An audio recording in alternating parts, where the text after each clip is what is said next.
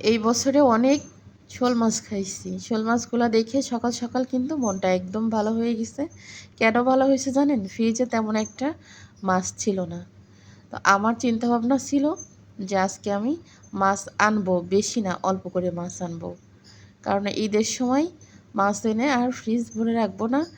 আর যেহেতু মাছটা ওইভাবে খাওয়া হবে না, আর আমি বেশি দিন ফ্রিজে রেখে খাবার খাই না। তো এই মাছগুলো হচ্ছে আমাদের এই খালের মাছ। আলুটা দেখেন একদম পুরো লাভ শেপ দিয়ে আলুটা মনে হচ্ছে কি যে কেটে জোড়া লাগানো হয়েছে। তো টাটকা শোল মাছ সকালে দেখে আর দেরি করিনি, তখনই কেটে কুটে পরিষ্কার করে নিলাম 2টা শোল মাছ। একদম শুদ্ধ শুদ্ধ রান্না করব।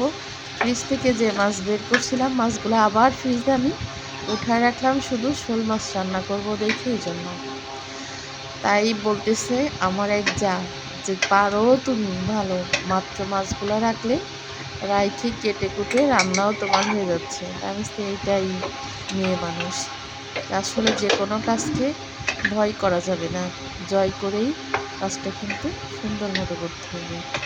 আমি সুন্দর মতো মাছগুলা কেটে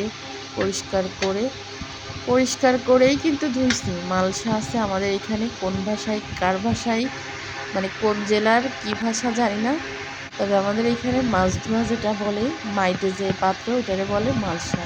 তবে দেখেন আমি রান্না করতেছিলাম কিন্তু লবণ হলুদ ছাড়া।